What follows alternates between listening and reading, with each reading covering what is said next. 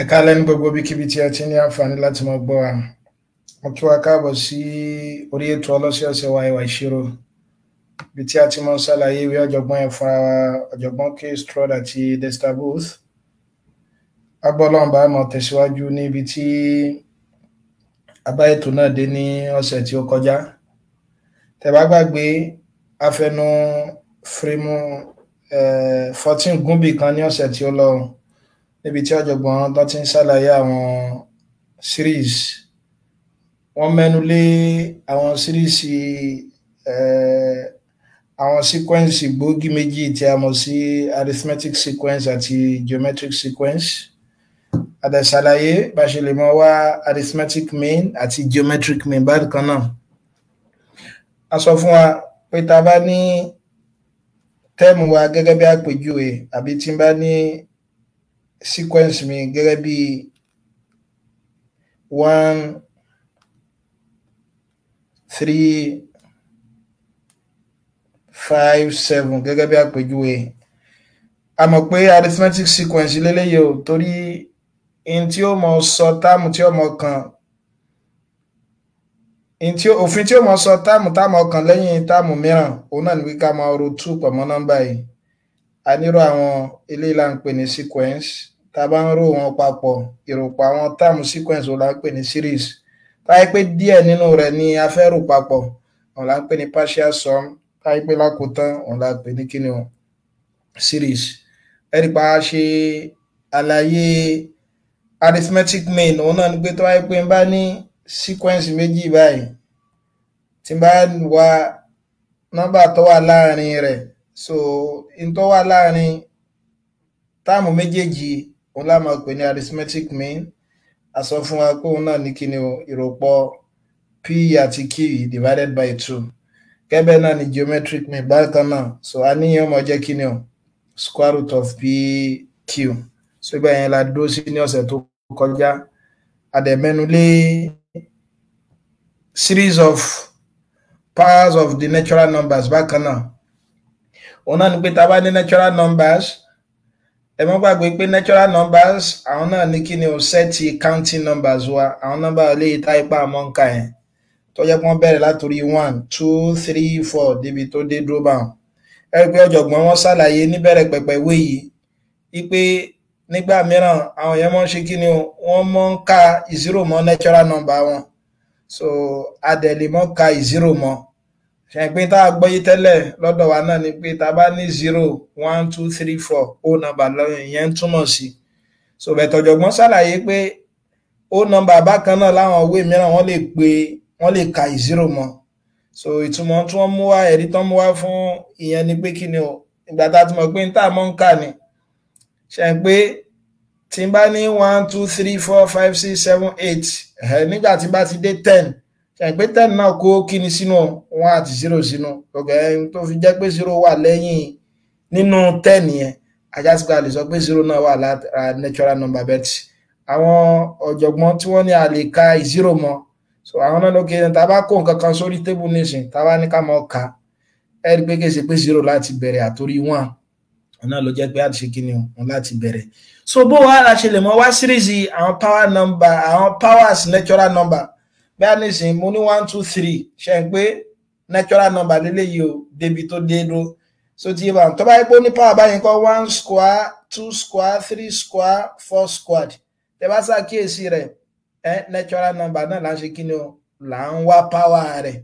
Níbí báyìí a ṣe nǹkan kan sí, a kọ natural number singility. Níbí báyìí à ń square rẹ̀. Nígbà mìíràn kódà mo lè wá cube rẹ̀ báyìí, 2 cube 3 cube 4 cube. Ẹ rí pé sequence ni àwọn mẹ́tẹ̀ẹ̀ta tí mo kọ yìí o. Tí n bá ń rò wọn papọ̀, wọ́n ti di kíni o, wọ́n ti di series. Ìtọ́jọ̀gbọ́n gbà lérò nìyẹn wípé kíni o, series of powers of natural numbers. Ẹ gbà wá ṣàlàyé pé láti ṣe talákọ̀ọ́kọ́ yìí tó wà singility yìí, tó yẹ pé natural number ni, kò lè rárá o. Torí mo ti mọ̀ pé tí n bá fẹ́ ro eléyìí papọ̀, ṣe ń pé ó túmọ̀ sí pé kí n mọ ro, tí bá fẹ́ kọ́ ní sigma notation, òun náà ni sum yẹn yóò mọ̀ wá látòrí r ó mọ̀ bẹ̀rẹ̀ látòrí 1 yóò mọ̀ parí sórí n, yóò sì jẹ́ r. A mọ̀ pé níbí báyìí nísìn, nígbò jẹ́ pé ap ni, so yóò wá bó ṣe jẹ́ ap, torí 1 lẹ́yìn 1 mo mọ̀ pé 2 lọ́kàn bó mo ṣe mọ̀ pé 2 lọ́kàn mo ro 1 mọ́ bó máa ṣe máa mọ̀ tó tún kàn lẹ́yìn 2 3 ni mo ro 1 mọ́ ẹ rí pófin tó ń sọ táàmù tí ó mọ̀ kàn lẹ́yìn táàmù mìíràn náà ní pé ká máa ro 1 mọ́ ajá sí pé AP ni adẹ̀mọ̀ pé AP mi báyìí first term mi jẹ́ 1 common difference mi náà jẹ́ kíni ó jẹ́ 1 so tí máa fẹ́ wá sọ́ọ̀mù series yìí sìn pé sọ́ọ̀mù tàbá gbàgbé nínú fọ́múlà tá a kọ lọ́sẹ̀ tó kọjá ọ̀nà ní n over 2a plus n minus 1d ajá sí pé tí n bá ṣe síwájú sínsìn ilé ọjọ́ kíni o n over 2 times 1 àbí plus n minus 1 kíni d mi náà 1 nìyẹn náà ajá sí pé màmá ní n over 2 plus n minus 1 pé tẹ́ bá ṣe síwájú sí ilé ọmọ jẹ́ kíni o n plus 1 yóò máa jẹ n over n into n plus 1 divided by 2 so yẹn náà ni sọ́ọ̀mù first n natural number so the sọ́ọ̀mù first n natural number yàní pé tá a bá ń ro first n natural number papọ̀ kámọ́dà aláàmú tí ó mọ̀ fún wa ní n into n plus 1 divided by 2 níbo láti máa lò ó náà ní pé tí ìbéèrè bá sọ fún mi pé kí n wá ìntìrọ̀pọ̀ ìrọ̀pọ̀ natural number 500 àkọ́kọ́ àgbé first 500 natural number ọ̀nà ní pé tí bá fẹ́ mọ̀ rò pọ̀ báyìí pé 1 plus 2 plus 3 plus 4 déribo dórí 500 ní báyìí tí wọ́n á sì fẹ́ mọ̀ sọ pé 1 plus 2 jẹ́ 3 3 plus 3 jẹ́ 6 6 plus 4 jẹ́ 10 tí ìṣẹ̀ fẹ́ mọ̀ ṣe báwọn dórí 500 ẹ̀rí pé lèyàn yóò fún mi ní wàhálà púpọ̀ òun náà ní pé mo lè lo fọ́múlà yìí ajá sí pé ẹni mi bíbá òun náà ní pé kí ni 500 nígbà pé mo ní first 500 times yàní pé first 500 natural numbers pé 500 náà ni ajá sí pé màá ní 500 times 500 plus 1 divided by 2 so tí bá so gbó ni kí ni first 1000 natural number kí ni sọ́ọ̀mù rẹ̀ ó jẹ́ òun náà mọ̀ jẹ́ 1000 times 1000 plus 1 divided by 2 kí ni first lugaf so tí tó bá yí pé lugaf jẹ́ term first lugaf natural number so tí ajá sí pé mọ̀ jẹ́ lugaf times lugaf plus 1 divided by 2 so ìyẹn ni bẹ̀yẹn la ṣe dé àríbá kan náà pé tó bá jẹ́ pé àwọn tó bá jẹ́ pé square ní ṣe pé talákọ̀ọ́kọ́ yìí la ṣe yìí eléyìí la kọ́kọ́ ta ṣe pé sọ́ọ̀mù tó wọ́n mọ̀ jẹ́ kí ni o n into n plus 1 divided by 2 bóun tó bá jẹ́rú eléyìí náà nǹkan àṣàlàyé lọ́sẹ̀ tó kọjá pé ta bá nírò nǹkan báyìí náà ká mọ̀ dára láàmú sọ ẹ padà mọ àwọn àǹfààní bíi táti mọ̀ rò wọ́n papọ̀ táti mọ̀ lo àwọn kíní yìí so summation r is equal to 1 to n r squared and pé sọ́ọ̀mù square natural number ẹ̀rí parí lọ́sẹ̀ tó lọ gbọ́ wọn mọ̀ jẹ́ kí ni o n into n plus 1 2n plus 1 divided by 6 so ìtumọ̀ rẹ̀ ni pé tá bá ní béèrè tó ń sọ fún wa pé ká máa ro square natural number 500 àkọ́kọ́ yàní pé tó bá dérú nǹkan báyìí 500 square kí mọ́dàrà mi láàmú yóò mọ̀ jẹ́ kí ni o 500 times 500 plus 1 2 times 500 plus 1 divided by 6 mo bá gbọ́ ìyẹn yìí báyìí ajá sí pé lọ́mọ jẹ́ 500 times 501 times 1001 divided by 6 ntí yẹn mọ̀ jẹ́ nìyẹn ẹ̀rí pé àṣeyẹn fún kí ni o sọ́ọ̀mù squares natural number so bó ni tá bá ní wẹ́lẹ́ nǹkan bó láṣẹ pé lè 1 key plus 2 key plus 3 key plus ... ṣe pé mo ní ọmọ jẹ́ kí ni o sọ́ọ̀mù kíìbù natural number torí natural number náà la ní àkànṣe kí ni o àkàn ń wá kíìbù wọn ni so bó láṣẹ mọ̀ ṣe irú yẹn ẹ̀rí pé mo ní ìta máa ṣe pẹ̀lú òfin tá a rí lọ́sẹ̀ tó kọjá òun náà ní pé ká mọ̀ dára láàmú summation r is equal to 1 to n r cube wọ́n mọ̀ jẹ́ kí ni o n into n plus 1 divided by 2 everything square tẹ́ bá ṣàkíyèsí dáadáa ẹ̀rí pé ó jọ ti sọ́ọ̀mù first natural number ṣe àgbẹ̀ sọ́ọ̀mù first natural number ó ní n into n plus 1 divided by 2 squared ajá pé mo tún lè tẹ́lẹ̀ ìkọ́ gẹ́gẹ́ bí kí ni o summation r is equal to 1 n r everything square níbo láti máa lo àwọn kíní yìí wọ́n láǹfààní púpọ̀ àǹfààní rẹ̀ náà ni pé tó bá fún wa ní series kan tó wá nípòkípò tí ọba àríkọ́ wá tí bá ti lè kọ́ lágbọ́nrin ṣe ń pé ìgbà tá ní series ṣe ń pé series mọ́ bá táàmù ṣiṣẹ́ òun náà ni pé kí n ro táàmù alákọ̀ọ́kọ́ pọ̀ mọ́ táàmù ẹlẹ́ẹ̀kejì pọ̀ mọ́ táàmù ẹlẹ́ẹ̀kẹta pọ̀ mọ́ táàmù ẹlẹ́ẹ̀kẹrin mo dẹ̀ mọ̀ pé aláwọ̀kọ́ ẹlẹ́ẹ̀kejì ẹlẹ́ẹ̀kẹta ẹlẹ́ẹ̀kẹrin yẹn kí nìyẹn o natural number ló ń sọ ajá sí pé tó bá fún mi ní series tí n bá lè rí kọ gẹ́gẹ́ bí power natural number mo dẹ̀ ti mọ̀ pé natural series natural power series power natural number mo ti mọ in tí ó mọ jẹ́ tó bá yẹ pé natural number ni yàní pé tó bá yẹ pé lẹ́yìn ni mo ní n is equal to 1 r is equal to 1 to n alẹ́ ọmọ jẹ́ kí ni o n plus 1 over 2 tó bá jẹ́ pé series square natural number ni àrí yẹn pé yóò mọ jẹ́ kí ni o n into n plus 1 2n plus 1 over 6 àbí kódà àrí pé tó bá jẹ́ pé kí ni o tá bá ní series kíìbù natural number ni àníyàn mọ jẹ́ n into n plus 1 divided by 2 everything square so òun náà ni pé tó bá yẹ kí wọ́n fún mi nírú nǹkan báyìí summation r is equal to 1 everything raised by 5 r 3n plus 2r ẹja wo béèrè aláwọ̀kọ́ yìí instead tí fi mọ́ sọ pé ẹnbi tí bá ti rí haru kí n gbé 1 sí tí ó máa jẹ́ 1 times 3 plus 2 times 1 then plus ibi tí bá tún ti rí haru kí n gbé 2 sí 2 times 3 plus 2 times 2 lérí kíni o tá fi ṣe lórí 5 báyìí a lè ṣe báyìí náà bẹ̀tọ̀ ọ̀nà ilé yóò ṣe kíni o yóò mọ̀ pẹ́ wa ọ̀nà yẹn yóò mọ̀ ṣe kíni o yóò mọ̀ pẹ́ wa ọ̀nà tó lè yá kánmọ́kánmọ́ òun náà ni pé ìgbà tí mo ti mọ̀ pé r is equal to 1 to 5 a natural number náà ni mò ń rò papọ̀ táàmù yẹn a mọ̀ gbọ́ lágbọ́yé sí kíni o natural number òun náà ni pé tí n bá nírú nǹkan báyìí r is equal to 1 to 5 r 3 plus 2r ṣe àpé láàkọ́ mo lè kọ́kọ́ pa àwọn méjèèjì yìí papọ̀ tí n bá lo distributive property mi ilé ọmọ jẹ́ kí ni summation r is equal to 1 to 5 3r plus 2r squared ṣàgbọ́yé báyìí ẹ̀dẹ̀ má gbàgbé pa ṣàlàyé pé sigma notation wa yóò mọ̀ satisfy linearity property ṣe àpé linearity property náà ni pé kí ni o mo lè mọ fún àwọn kí ni o àwọn táàmù yẹn lẹ́ọ̀kọ̀ọ̀kan ajá sí pé ọmọ jẹ́ summation r is equal to 1 to 5 3r àbí then plus summation r is equal to 1 up to 5 2r squared ẹ̀dẹ̀ mọ́ gbàgbé pọ̀ satisfy linearity property ajá sí pé scalar multiplication náà mọ̀ ṣiṣẹ́ yàní pé mo lè gbé constant yẹn jáde ilé ọmọ jẹ́ 3 summation r is equal to 1 to 5r then plus 2 summation r is equal to 1 5r squared ká mọ́ gbàgbé o kí ni léyìí ti jọ ìtumọ̀ náà ni pé sọ́ọ̀mù first natural number alákọ̀ọ́kọ́ ẹ̀dẹ̀ mọ́ gbàgbé pé sọ́ọ̀mù first natural number alákọ̀ọ́kọ́ kí ni ó mọ̀ dà pé formula tó ní n into n plus 1 divided by what divided by 2 n mi bí by dash jẹ́ kí ni ó jẹ́ 5 ajá sí pé ọmọ jẹ́ 5 plus 5 mo ti ń bá then plus 2 eléyìí jẹ́ kí ni o sọ́ọ̀mù square first natural number àkọ́kọ́ ṣẹ̀gbọ́n náà tún jẹ́ kí ni o n into n plus 1 2n plus 1 over 6 ajá sí pé tí n bá tún kọ́ bá eléyìí ọmọ jẹ́ 5 àbí 5 plus 1 2 times 5 yóò jẹ́ 10 so tá bá ṣe yíyan síwájú sínsìn yóò máa jẹ́ 3 times 5 times 6 divided by 2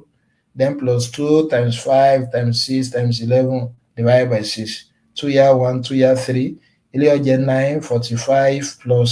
6 àti 6 gẹ́ra wọn bí báyìí ilé ó jẹ́ 10 10 plus 10 times 11 yóò jẹ́ 110 tẹ́wàá rí ilé ìpapọ̀ báyìí yóò máa jẹ́ kíni 155 ẹ̀rí pé iṣẹ́ ti mọ́ àwọn àǹfààní ilé ìtàmọ̀ ṣe pẹ̀lú kamaru báyìí so yóò jẹ́ 155 ọ̀yà ìmíràn lílé yìí mo ní summation r is equal to 1 to 4 2r plus r raised by 3 kò ní rárá wà lórí linearity property mi fún wọn náà wọ́n jẹ́ summation r is equal to 1 to 4 2r plus summation r is equal to 1 to 4 r raised by 3 kódà mo lè gbé 2 yìí jáde tí ó kún haru ẹ̀dẹ̀ má gbàgbé ìtumọ̀ eléyìí ni pé sọ́ọ̀mù first natural number àkọ́kọ́ ẹ má gbàgbé kí ni sọ́ọ̀mù first natural number àkọ́kọ́ n into n plus 1 over 2 so tiye kí dẹ̀ ní n mi bí by 4 eléyìí náà jẹ́ 4 àbí bá so then plus kí ni sọ́ọ̀mù eléyìí náà mọ̀ jẹ́ bá so ẹ̀rọ pé kíìbù nu àbí sọ́ọ̀mù kíìbù natural number kí ló wọ́n mọ̀ jẹ́ n into n plus 1 everything squared divided by 2. N mi náà bí by there jẹ́ sí 4. Kí ló wọ́n jẹ́ 4 plus 1. So ajá sí pé lèyí mo lè mọ̀ sọ ní kí ni o 2 into 4 times 5 over 2 àbí then plus 4 times 5 divided by 2 everything squared. Ẹgbẹ́ 2 àtẹlẹ́ yóò gẹ́lẹ́ ilé òkú 20 2 year 1 2 year 2 so 2 times 5 10 times squared 100. So ajá sí pé èsì yẹn mọ̀ jẹ́ kí ni o yóò mọ̀ jẹ́ 120. Ọ̀yà so òun náà ni pé kí la lè gbọ́yé ń bẹ̀ ìyìn tá lè gbọ́yé ń bẹ̀ náà ni pé tó bá ti fún wa ní irú nǹkan báyìí ní sigma notation tá lè fi ṣe náà ni pé kí ni o sọ́ọ̀mù first n natural number kí ni yóò mọ̀ jẹ́ o n into n plus 1 òun náà látún lè kọ gẹ́gẹ́ bí kí ni o r is equal to 1 to n r àbí bẹ̀tà bá ní r squared r is equal to 1 to n ẹ̀mọ́ dára yín láàmú n into n plus 1 2n plus 1 over 2 bẹ̀ kí ni sọ́ọ̀mù kíìbù natural number òun mọ̀ jẹ́ kí ni o n into n plus 1 everything squared divided by 2. So tí bá ìyẹn ni láti mọ̀ ṣe ẹ jẹ́ ká bọ́ sí frame ilé ìtọ́kàn ọ̀jọ̀gbọ́n fẹ́ mọ̀ ṣàlàyé infinite series ẹ rí i pé gbogbo àwọn èyí tá à ń ṣe lẹ́ẹ̀kan yẹn partial sum ni o ìbéèrè ń sọ fún wa pé ru sum natural number dérí táàmù kan bó ní tí wọ́n bá fún wa ní infinite series ńkọ́ tó ti gẹ́gẹ́ bí àpèjúwe tí n bá nírò nǹkan báyìí 1 plus half plus 1 over 4 plus 1 over 8 plus ... So tí ẹ mọ́ gbàgbé pé ... yẹn ó túmọ̀ sí ellipsis yẹn tí wọ́n ní kó sì tún tẹ̀síwájú add inf tó bá sọ pé add inf ẹja kẹ́kọ̀ọ́ kan bẹ́ẹ̀ so òun náà ni ẹni tí wọ́n fi ń kọ add infinitum so tí ìtumọ̀ add infinitum èdè Latin ni ọ̀ òun náà ni pé ó sì tún lọ kò wá lópin ó sì tún lọ kò lópin ṣe pé pẹ̀lú ta ti kọ́ sẹ́yìn interview lè ṣerú nǹkan báyìí òun náà ní kí ni o sum to infinity so tí a ní ká mọ́ gbọ́ yé pé infinity ní nọ́mbà tó pọ̀ jù nínú òfin ìṣirò òfin ìpìlẹ̀ ìṣirò náà ní pé kí ni o kò sí nọ́mbà tó pọ̀ jù kò sí nọ́mbà kankan tó pọ̀ jù àmọ́ nọ́mbà tó pọ̀ jù tí nọ́mbà kan máa ń rúyẹ́ lọ́kàn yín pé òun ló pọ̀ jù ẹ lè mọ tí ó tún mọ pọ̀ ju nọ́mbà tẹ́rù yẹn lọ pẹ̀lú pé mọ̀ orúpọ̀ mọ́ wọn ẹ̀tí ẹ̀ máa so tí nǹkan kan máa ń rúwẹ́ lọ́kàn yín pé òun ló pọ̀ jù so ẹ mọ̀ in tó tún pọ̀ ju in tó ń rúwẹ́ lọ́kàn yẹn lọ pẹ̀lú pé kí ni o pẹ̀lú wọn bẹ́tà lè mọ̀ ṣàfihàn nọ́mbà tó pọ̀ gan pẹ̀lú infinity so tí ẹ̀ máa so ajẹ́sí pé tí máa fẹ́ ṣe irú nǹkan báyìí nígbà pé wọ́n fẹ́ kí n ro gbogbo eléyìí papọ̀ ni mo lè mọ gbọ́ pé mo fẹ́ rò dérí infinity ẹ̀ṣẹ́ pé fọ́múlà tá a fi mọ́ ṣe pẹ̀lú tàti kọ́ sí ẹ̀hún náà ni pé a divided by 1 minus r bẹ̀tọ́ wáyé pa fẹ́ wá láti ilẹ̀ bó ṣe jẹ́ a divided by 1 minus r ní sí gbọ́ ẹgbẹ́ mọ̀ ọ̀gbẹ́lẹ̀ gp ní sóyá bó ṣe jẹ́ gp first term mi jẹ́ 1 common ratio mi ó jẹ́ half ṣẹ̀ǹpa lè mọ́ ọmọ common ratio pẹ̀lú bá máa ṣe kí ni o a máa sọ pé táàmù ẹlẹ́ẹ̀kejì divided by táàmù alákọ̀ọ́kọ́ tàbí táàmù ẹlẹ́ẹ̀kẹta divided by táàmù ẹlẹ́ẹ̀kejì méjèèjì half náà ni ó fún wa so tẹ̀bádẹ̀ wá gbàgbé fọ́múlà yẹn sẹ́yìn pé fọ́múlà yẹn ni pé ar raised by n minus 1 òun náà ni n tàmù gp so tàbí kí n sọ pé kí ni o mo fẹ́ wá sọ́mù yìí báyìí àbí ajá sí pé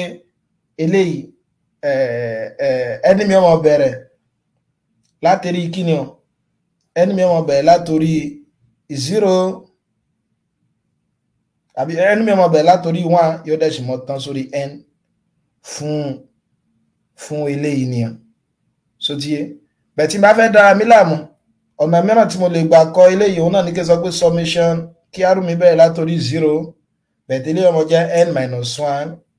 ar raised power n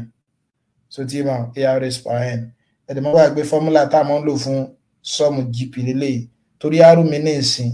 tí ó bá ti tó 1 aláma lo fọ́múlà ò fún a into r minus 1 no kò tó 1 minus r raised power n everything divided by 1 minus r tẹ́ bá ṣe lè síwájú sí a mi jẹ́ 1 àbí 1 minus r mi jẹ́ half raised to power n àbí then divided by 1 minus half. So tí n bá ṣe síwájú sí ilé ọmọ jẹ́ 1 minus half raised to power n tàbí kí n ti ẹ̀ pa 1 yẹrẹ divided by half. So tí yé bá ẹgbẹ́ tí n bá sún síwájú sí eléyìí mo lè tún kọ gẹ́gẹ́ bí kíni o 2 times 1 minus half raised to power n. So tí yé bá ẹ rí pé tí ẹni bá ti ń súnmọ́ àbí tí ẹni bá ti ń pọ̀ sí tí bá ń pọ̀ sí tí bá ń pọ̀ sí tí bá ń pọ̀ sí òun lélẹ́yìí tí mo tún lè tú sílẹ̀ sí 1 minus r1 over 2 raised to power n. ṣe é pé tí ẹni bá ń pọ̀ sí tí ẹni bá ń pọ̀ sí tí ẹni bá ń pọ̀ sí kí lélẹ́yìí ọmọ dàmà eléyìí ọmọ jẹ́ 0 tó ti òun là ń pè ní limit tó ti bá in total mọ́mọ́ tẹ́lẹ̀ ọmọ jẹ́ tá a bá ti ń approach infinity as n tends to infinity 1 divided by 2 raised to power n tends to 0 ṣe é pé limit rẹ̀ ni.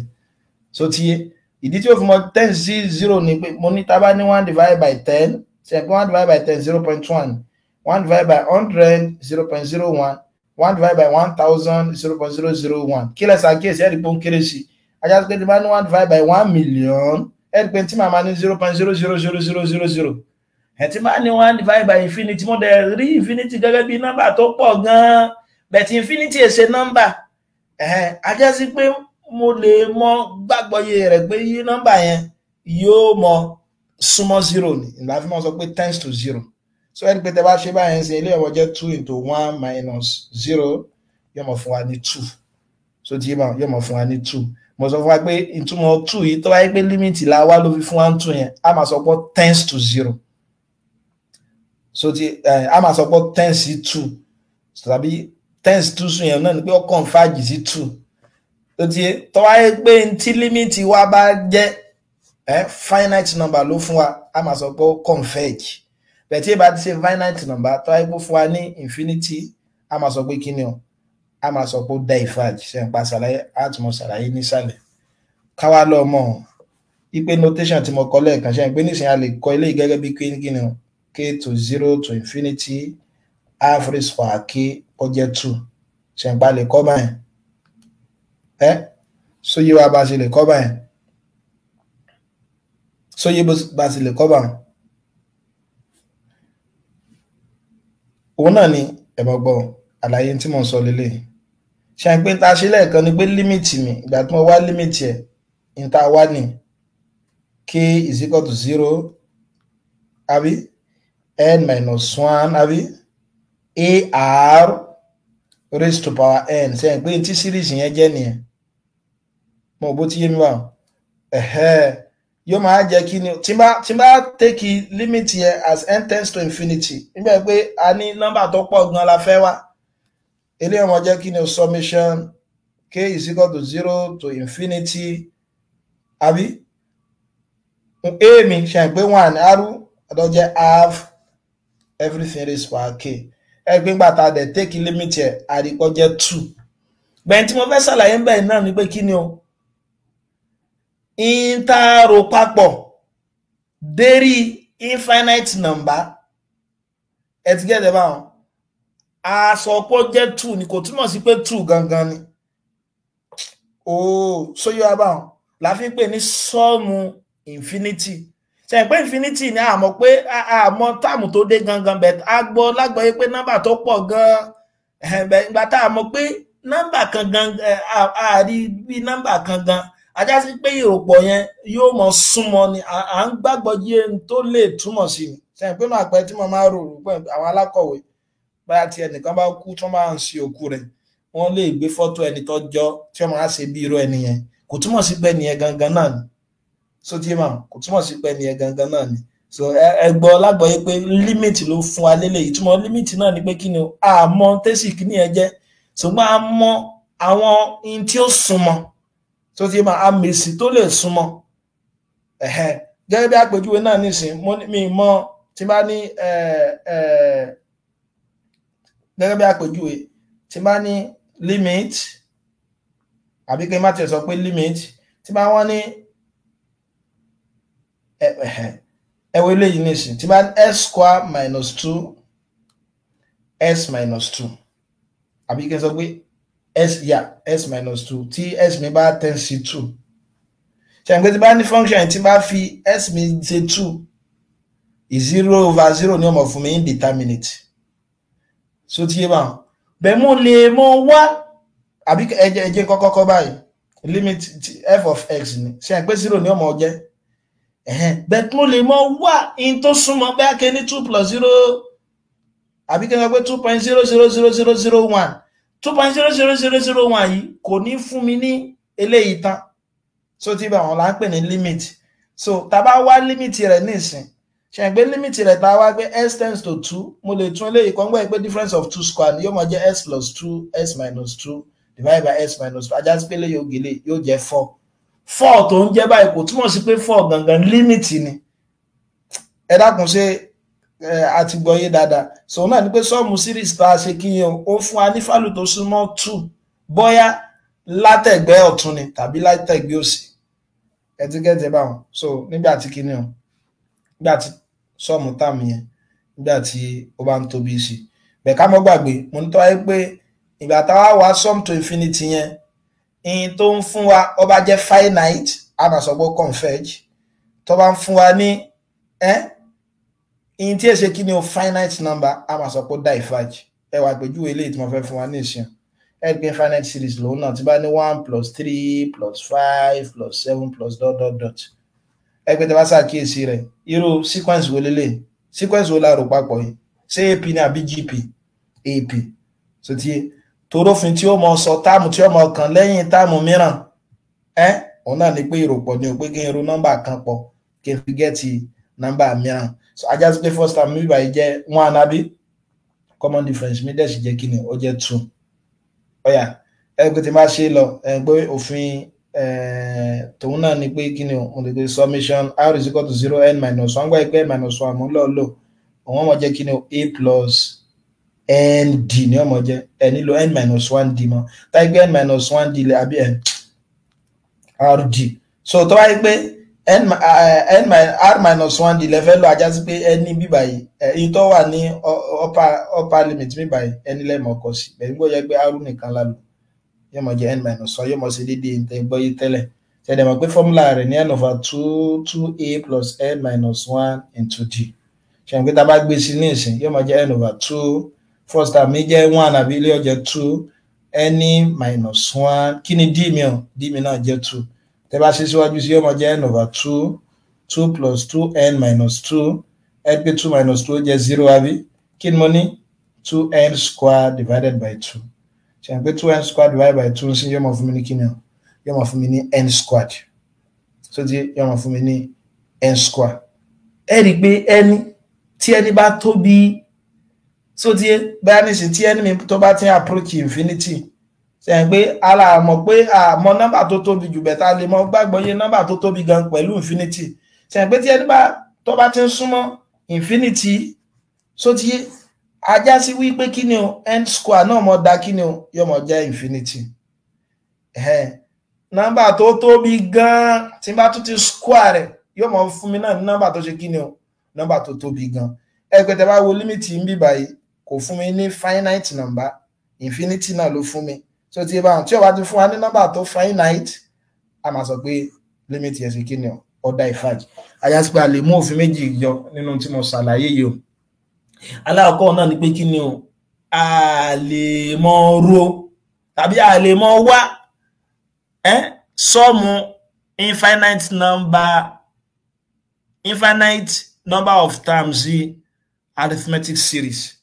torí tí ó mọ̀ fún wa ní kí ni o infinite yóò mọ̀ diverge tẹ́ bá ti ń ro àwọn tẹ́ bá ní ap gẹ́gẹ́ bí àpèjúwe káyí pé ap lẹ́ ń wá tẹ́ wá ń wá sọ́ọ̀mù ẹ̀ ṣe pé ap lélẹ́yìí a plus rn r is equal to 0 to n minus 1 táyí pé bá ń ro sọ́ọ̀mù yìí papọ̀ infinity ni ó mọ̀ fún wa a dẹ̀ mọ̀ pé infinity kì í ṣe pé converge ó diverge ni so tí bẹ̀t lọ́pọ̀lọpọ̀ ọgbà a lè mọ̀ wá sọ́ọ̀mù infinite number ti gp gẹ́gẹ́ bá ṣe rí lẹ́ẹ̀kan pẹ̀lú sum to infinity ìyẹn lè fi ṣe kí ni ó lè converge ó dẹ̀ sì lè diverge and that's why ní tí wọ́n bá fún wa ní pé sum to infinity ṣe pé òun náà ní kí ni a over 1 minus r so ti yé ma pẹ̀lú àpèjúwe nísìn tí bá ní 20 plus 4 tí bẹ́ẹ̀ bá sọ fún mi pé find the sum to infinity of 120 plus 4 plus 0.8 plus 0.16 plus ... add inf. So here add inf. So I just pay means in get 20. Kini common ratio mi o mo jẹ́ 4 divided by 20 tí ń ṣe 1/5. So en pé tí bá ṣe sin sum to infinity mi o mo jẹ́ kini 20 divided by 1 minus 1/5. Yo mo jẹ́ 20/4/5. Yo jẹ́ 20 times 5/4. 4 year 1, 4 year 5. Tí o mo ṣe kini tí o mo jẹ́ sí pé 25 ni. Ẹ rí pé yẹn ṣe kini ó fún mi ní kini o. Ó fún mi ní finite number. A já sí pé sequence yẹn ó ṣe kini o. Ó converge sí series yẹn converge sí 25. Ó yá ẹ já bọ́ sí frame mìíràn ọ̀jọ̀gbọ́n wọ́n fẹ́ ṣàlàyé limiting values. So ti bá ẹ rí pé sẹ́yìn àti mọ̀ àyè ti rí òun náà ni pé lọ́pọ̀lọpọ̀ ọgbà a lè mọ wá sọ́mù instance nígbà tí ẹni bá ṣe kíni o tó bá súnmọ́ infinity. So ti bá so òun náà ni pé tí wọ́n bá fún mi nírú nǹkan báyìí àti ṣe nígbà tá ṣe àwọn function gan tó wáyé pé tí bá kí n find the limiting value of 5n plus 3 divided by 2n minus 7. Wọ́n bá gbọ́ àti gbọ́ ìtumọ̀ limit yẹ. Ìtumọ̀ limit náà ni pé kí ni tó wáyé pa àmọ́ tó lè jẹ́ èsì nǹkan kan. Ṣùgbọ́n a lè mọ èsì tó súnmọ́. Infinity nísìn kìí ṣe number. Ṣùgbọ́n a rí infinity gẹ́gẹ́ bí number tó a máa fi ronú number tó pọ̀ gan. Ìgbà tó yẹ pé kò wà definite yẹn tá mọ̀ tó jẹ́ òun gangan a lè mọ̀ tó súnmọ́ òun náà ni limit. So tó yẹ pé kẹ́ wá limit eléyìí as n tends to infinity 5n plus 3 divided by 2n minus 7. So pé tẹ́ bá ṣe singularity ǹjẹ́ mo jẹ́ pé 5 infinity plus 3 2 infinity minus 7. Ẹ rí pé tẹ́mọ̀ ní náà ni infinity over infinity indeterminate. Bẹ̀tọ́ náà tẹ́lẹ̀ mọ́ gbà wá òun náà ni pé kí ni ẹ mọ̀ divide pẹ̀lú highest power tó wà ní denominator. So ti eléyìí ẹni ajá pé eléyìí ní ìsìnkú sọ pé kí ni limit n tends to infinity 5n divided by n plus 3 divided by n 2n divided by n minus 7 divided by n. Ẹ pa ilé yóò gẹ̀rà wọn kí ni mo ní lẹ́ báyìí limit as n tends to infinity 5 plus 3 divided by n 2 minus 7 divided by n. Tẹ́ bá fi infinity sí yóò máa jẹ́ 5 plus 3 over infinity divided by 2 minus 7 over infinity. Ṣé ẹgbẹ́ nísìn tí ẹni bá ti ń tóbi gan tó sì tóbi dé tani tó tóbi gan kí ni fraction yóò mọ̀ kí ni fraction yìí bo ní ọmọ 10 sí yóò mọ̀ 10 sí 0 bí kẹ́ ní 3 divided by 10 0.3 3 divided by 100 0.03 3 divided by 1 million 0.0000. Àjàsí pé tí nọ́mbà bá ti ń tóbi sí gẹ́gẹ́ náà ní kí ni yóò mọ̀ small 0. Àjàsí pé yóò mọ̀ jẹ́ 0 yóò mọ̀ jẹ́ 5 plus 0 divided by 2 minus 0. Òun ló jẹ́ kí ni 5 divided by 2. So tí òun ló jẹ́ 5 divided by 2. So àwọn náà ni pé tẹ́ bá ní irú fraction báyìí c over n c divided by n squared c divided by n cube àti bẹ́ẹ̀ bẹ́ẹ̀ lọ. So tí báwo nígbà tí ẹni tó bá ti ń tends to infinity gbogbo àwọn value yóò mọ̀ sí kí ni yóò mọ̀ 10 sí kí ni yóò mọ̀ 10 sórí òdo yóò mọ̀ send sórí òdo. Ọ̀yà ẹ̀tún eléyìí náà jẹ́ fún alápẹ̀rẹ̀ kan sí wọ́n tún ní find the limiting value of 2n squared plus 4n minus 3 5n squared minus 6n plus 1 as n tends to infinity. Eléyìí náà kò lè rárá o ṣe àgbé mo ní ìtumọ̀ náà ní pé limit as n tends to infinity 2n squared plus 4n minus 3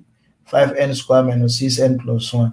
So tí òun náà ni pé a ti mọ̀ pé tá bá fi infinity sí bí báyìí kí ni ọmọ fún wa yóò mọ̀ fún wa ní indeterminate form. But ọ̀nà tá lè gbà ṣe náà ni pé kí ni ká divide through by highest power denominator which is n squared. Yóò jẹ́ 2n squared divided by n squared plus 4n over n squared minus 3 over n squared divided by 5n squared divided by n squared minus 6n over n squared plus 1 divided by n squared. Ẹgbẹ́lẹ́ àtìlẹ́ ìgẹ̀rà wọn. N yà 1, ilé náà ọkọ̀yọ̀kan, ilé náà ọkọ̀yọ̀kan. Kí ni mo nílẹ̀? 2 plus 4 over n, ẹ má bínú, limit as n tends to infinity, minus 3 divided by n squared, abi, over 5 minus 6 over n plus 1 divided by n squared. Ṣé ń pé tí n bá wá tí ẹni bá jẹ́ nígbà tó bá tóbi gan, 2 plus 4 over infinity minus 3 over infinity squared divided by 5 minus 6 over infinity plus 1 over infinity squared. Ẹ gbé pẹ̀lú òfin tá sọ, a ní tá bá ní c over infinity tàbí constant over infinity square tàbí constant over infinity kí báhùn kí gbogbo àwọn ilé ọmọ approach sí 0. Ẹjá sí pé ilé ọmọ jẹ́ 2 plus 0 minus 0, 5 minus 0 plus 0. Yóò mọ̀ fún wa ní kíni 2 divided by 5. Yóò mọ̀ fún wa ní 2 divided by 5. Ìjẹ́ tẹ́lẹ̀ ẹ̀ bá yé wa. Ẹjá bọ̀ sí kíni convergent and divergent series. Ẹgbẹ́ mo ti sọ ní èdè kúkúrú lẹ́ẹ̀kan. Òun náà ni pé tẹ́ bá wá limit yín, tí limit yẹn wá ń fún yín ní finite number. Ìta níyẹn òun náà ni kíni o? Òun náà ni convergent series. So tí bá ń series yẹn ó converge nìyẹn. So bẹ́ẹ̀ tó bá yẹ pé ìgbà tẹ́ bá wá limit yẹn kò fún yín ní finite number, bóyá ní infinity, a máa sọ pé kíni o? Ó diverge. A máa sọ pé limit yẹn ó diverge. Gẹ́gẹ́ bí àpèjúwe nísìn. Òun náà ni pé tí wọ́n bá ní kẹ́ ṣàlàyé convergent series báwo ọ̀nà tẹ́ gbà ṣàlàyé ẹ̀ nìyẹn pé series kan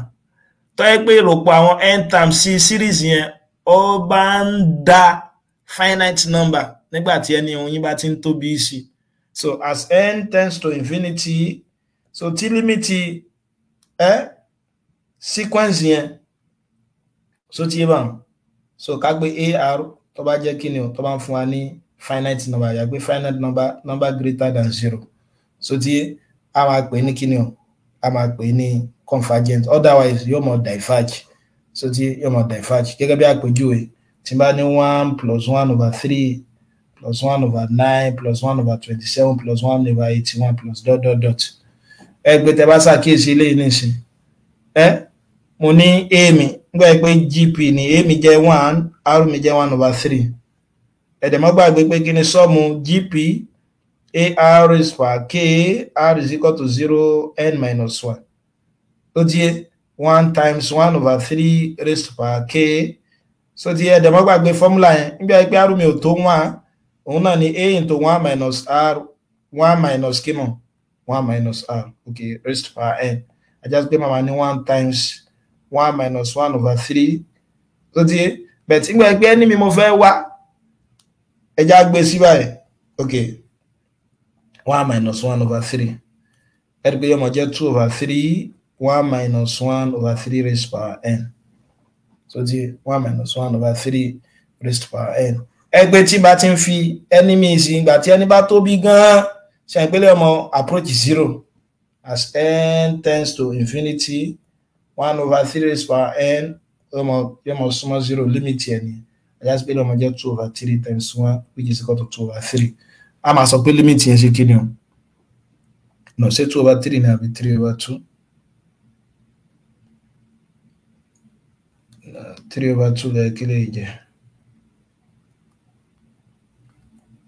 So yóò mọ̀ jẹ́ kíni o? 3 divided by 2. Ẹ rí pé sọ́ọ̀mù táàmù yìí ó ṣe kíni o? Ó tends sí kíni o? Definite value 3 over 2. Nígbà tí ẹni wa tó tends to infinity, a máa sọ pé ó wà kíni o? Ó wà convergent. Ó wà convergent. So tí òun náà ni pé tí series wa tàbá nírú series kan báyìí, so tí wọ́n so bá tends sí kíni o? Definite value.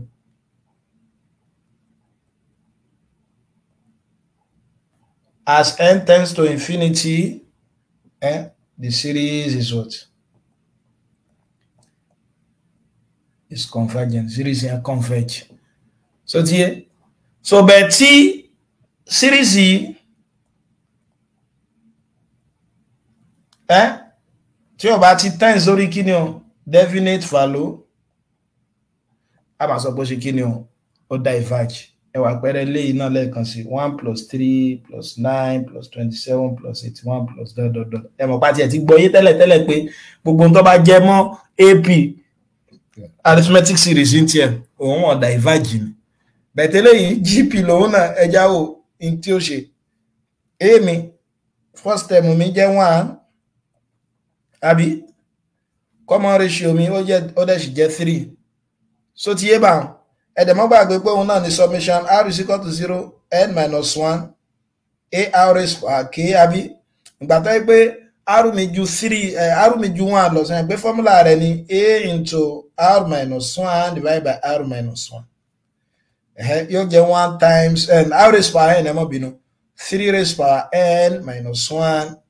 divided by 3 minus 1 and with 3 minus 1 you must get 2 now which is the same thing as half 3n minus 1 ṣe pé nígbà tí bá tún ṣe kíni o tí bá ti ń fi enemy as n tends to infinity ṣe pé ló mọ jẹ́ 3 raised by infinity number yẹn mọ tóbi sí ni 3 raised by 1 3 ni 3 raised by 2 9 3 raised by 3 27 jàgbé tí number yẹn bá ti ń tóbi sí yóò mọ tóbi sí adẹ̀mọ̀ pé tá fi lè ròyìn tí tóbi sí òun náà ni infinity ajá sí pé ó gbé eléyìí infinity náà infinity minus 1 náà mọ jẹ́ infinity times half ilé ọmọ jẹ́ infinity ẹ rí pé kò tẹ́ǹsì kí ni o kò tẹ́ǹsì sí definite number ìgbà tí ó ti tẹ́ǹsì definite number kí la máa pè o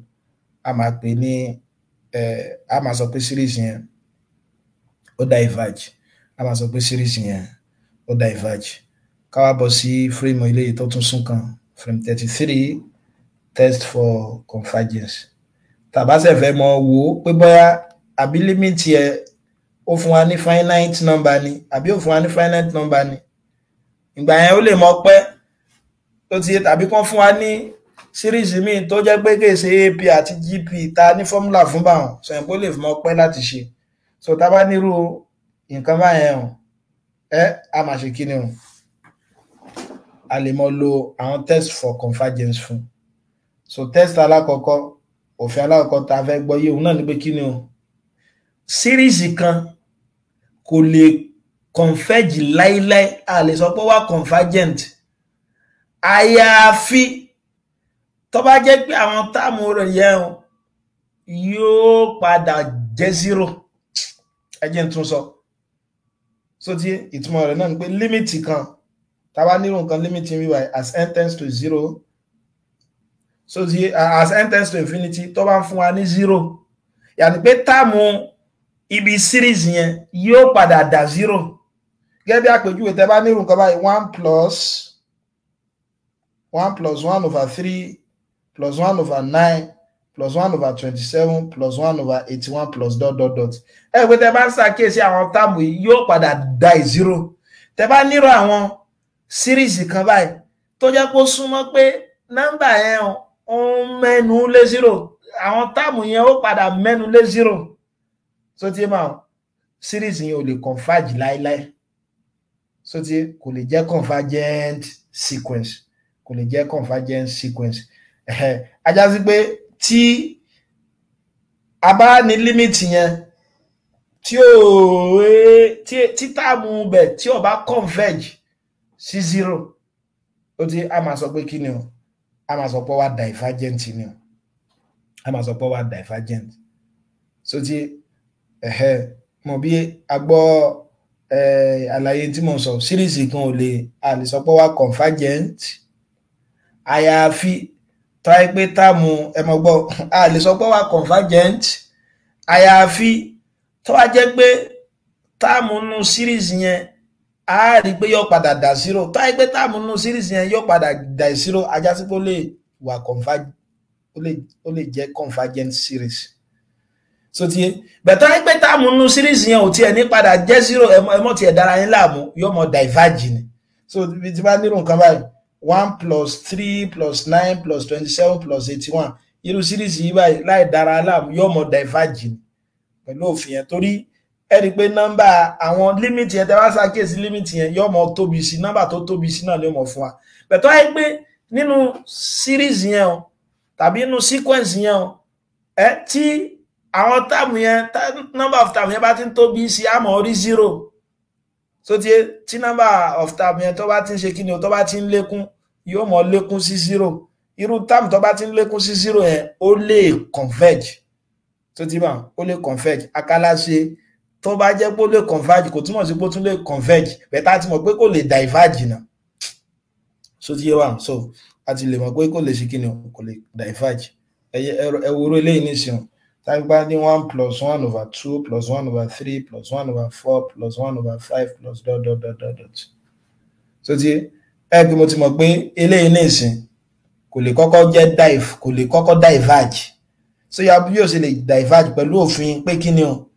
tó bá jẹ́ pé in tó jẹ́ táàmù yẹn á padà rí pé yóò padà jẹ́ 0 pé límìtì táàmù yẹn yóò padà dà 0 pé tẹ́ bá ń ṣàkíyèsí rẹ̀ 1/5 0.2 tẹ́ máa ń rò lọ 0.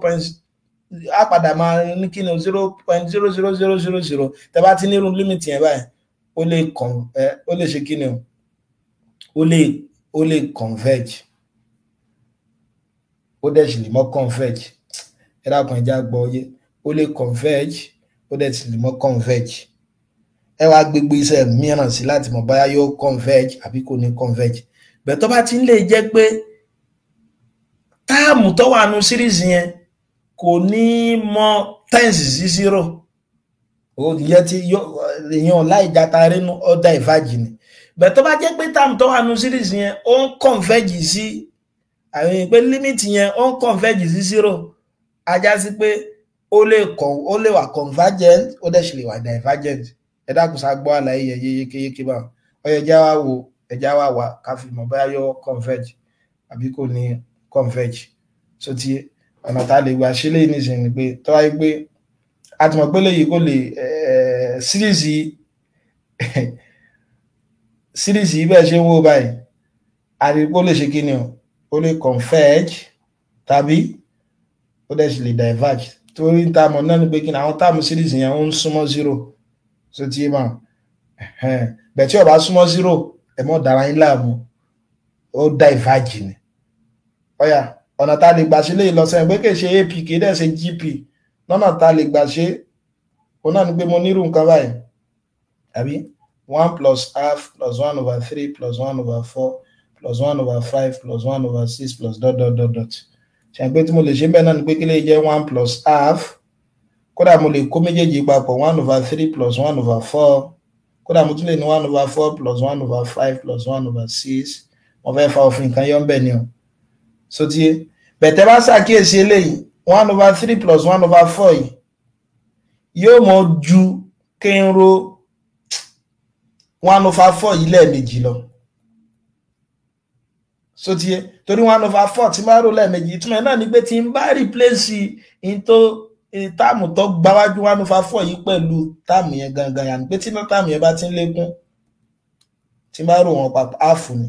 mo dẹ̀ mọ̀ pé léyìí ó ju half lọ sẹ́yìn pé tẹ́ bá wá LCM eléyìí jẹ́ 12 àbí so eléyìí dẹ̀ sì jẹ́ 4 + 3 tó ti 7/12 ó ju kí ni lọ ó ju half lọ gẹ́gẹ́ bákan náà ni pé tí bá ní 1/5 + 1/6 + 1/7 + 1/8 ọ̀nà tó yàtọ̀ fi lè mọ ìyẹ̀wò ní ẹ̀rí pé náà tún ju táàmù tó pọ̀ ju ń bí ìwà tó pọ̀ ju àwọn yòókù lọ tí ń ṣe 1/8 yẹn tẹ́ bá rò papọ̀ lẹ́ẹ̀mẹrin 1/8 + 1/8 + 1/8 ẹ̀rí pé ilé ẹ̀ náà ṣe kí ni half ni bẹ̀tẹ̀ lè ju gbogbo half lọ ìpín ọ̀fẹ́ fàyọ́ bẹ́ẹ̀ náà ni pé táàmù yẹn 1 + ½ + 1/3 + 1/4 + 1/5 + 1/6 + ... tí a lè gbọ́ yín sí gẹ́gẹ́ bí kí ni 1 + ½ + ½ + ½ àti báwọn lọ so tí bá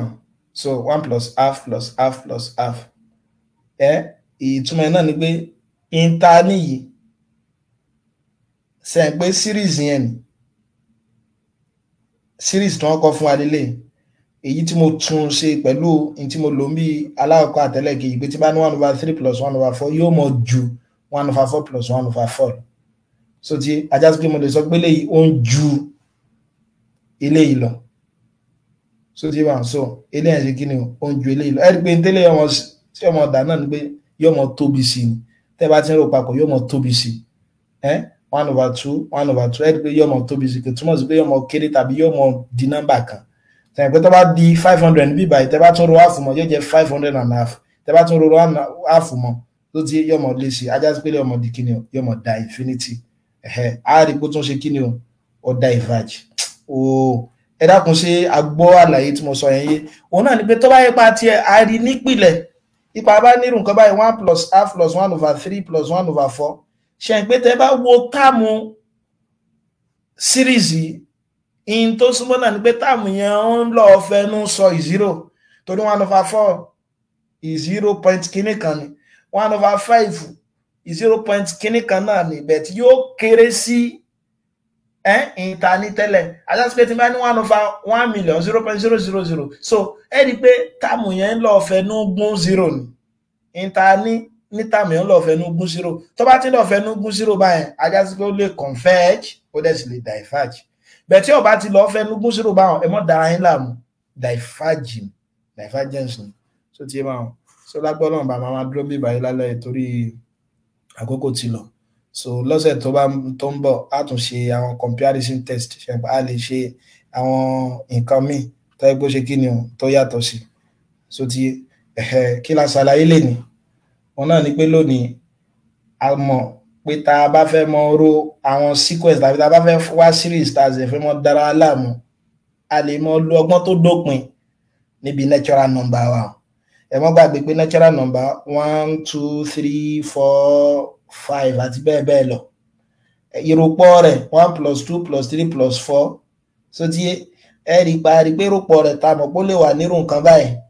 summation r náà ni pé summation àwọn first n natural number àní ọmọ fún wa ní n times n plus 1 divided by 2 tí mo náà ni pé tí wọ́n bá ní kẹ́ẹ̀rọ natural number 500 alákọ̀ọ́kọ́ pọ̀ tàbí natural number 100 àkọ́kọ́ ìtumọ̀ ní pé 1 plus 2 plus 3 plus 4 lórí 100 ẹ̀mọ́ dára ńlá mú ní tí ọmọ jẹ́ ní kíni o 100 times 100 plus 1 divided by 2 so tí bá so gẹ́gẹ́ bí àpèjúwe náà ni tí tábà ní natural number àti natural number tó bá ń gba square